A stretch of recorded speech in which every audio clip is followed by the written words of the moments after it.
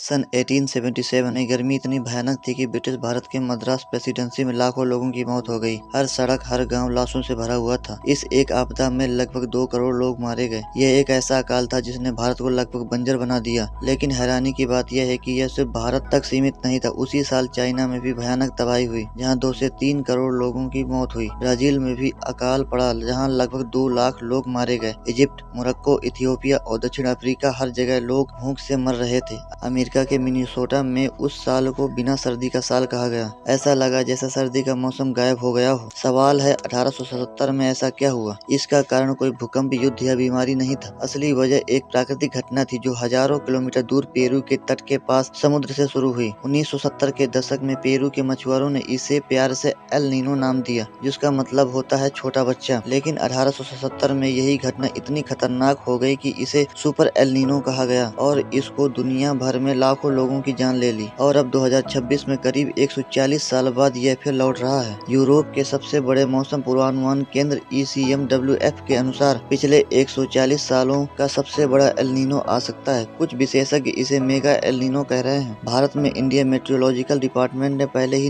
Heat wave की चेतावनी दे दी है। दिल्ली में तापमान 40 डिग्री सेंटीग्रेड पार कर चुका है। यूपी और राजस्थान में 42 से 43 डिग्री सेंटीग्रेड और नागपुर, भोपाल, भुवनेश्वर जैसे शहरों में 45 डिग्री सेंटीग्रेड तक पहुंच चुका है। और अभी सिर्फ अप्रैल है। अब समझते हैं कि एल नीनो होता क्या है। सरल भाषा में प्रशांत महासागर के पूर्वी और मध्य हिस्से में जहां पानी सामान्यतः ठंडा होता है, अचानक बहुत गर्म हो जाता है। जब इतना विशाल पानी गर्म होता है तो पूरी दुनिया के मौसम पैटर्न बदल जाते हैं। सामान्य स्थिति में हवाएं या ट्रेड विंड्स अमेरिका से एशिया और ऑस्ट्रेलिया की ओर बहती हैं, जिससे गर्म पानी पश्चिम की ओर जाता है और ठंडा पानी दक्षिण अमेरिका के पास ऊपर आता है। लेकिन जब ये हवाएं कमजोर पड़ जाती हैं तो ठंडा पानी ऊपर नहीं आता और समुद्र की सतह गर्म ही रहती है। यही स्थिति एल नीनो कहलाती है। इसका असर यह होता है कि ऑस्ट्रेलिया में सूखा पड़ता है और भारत में कमजोर मानसून व तेज गर्मी देखने को मिलती है। नोआ के अनुसार मई से जुलाई 2026 के बीच एल नीनो बनने की 61% संभावना है। यह सबसे खतरनाक समय है क्योंकि यह भारत के मानसून के पीक समय से टकराएगा। 2015-16 में भी सुपर एल नीनो आया था। उस समय भारत में 14% कम बारिश हुई और मराठवाड़ में 40% कम। हीट वेव से 2500 से ज्यादा लोगों की मौत हुई। अब 2026 में स्थिति और खराब हो सकती है क्योंकि जलवायु परिवर्तन पहले से ही तापमान बढ़ा चुका है। पहले एल नीनो 1.5 डिग्री सेंटीग्रेड तापमान बढ़ता था, लेकिन अब बेसलाइन ही 1.4 डिग्री सेंटीग्रेड ऊपर है, यानी कुल प्रभाव लगभग 2.9 डिग्री सेंटीग्रेड हो सकता है। भारत पर इसका 4 स्तर पर असर होगा। मानसून कमजोर होगा, सामान्य से सिर्फ 92% बारिश की संभावना। खेती प्रभावित होगी क्योंकि 51% खेती मानसून पर निर्भर है। हीट वेव बढ़ेगी अधिक दिनों तक।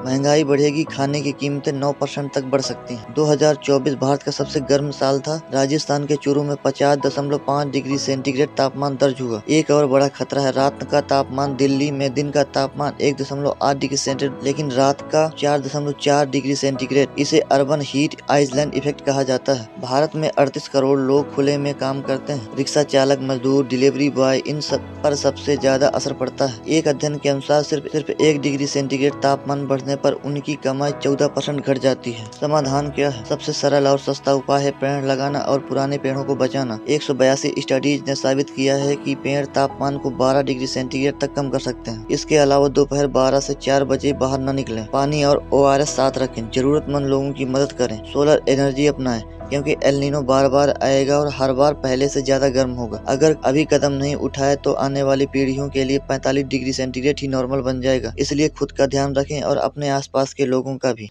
एल नीनो से पूरी तरह बचना संभव नहीं है क्योंकि यह एक प्राकृतिक जलवायु घटना है, लेकिन इसके असर को काफी हद तक कम किया जा सकता है, खासकर अगर पहले से तैयारी हो। पानी का सही उपयोग, बारिश कम होने की संभावना होती है, इसलिए पानी बचाना बहुत जरूरी होता है। रेन वाटर हार्वेस्टिंग अपनाना, बेवजह पानी बर्बाद न करें। खेती में बदलाव, किसान इन उपायों से नुकसान कम कर सकते हैं। कम पानी वाली फसलें जैसे बाजरा, दाल उगाना, ड्रिप इरिगेशन का इस्तेमाल, मौसम के अनुसार फसल का समय बदलना।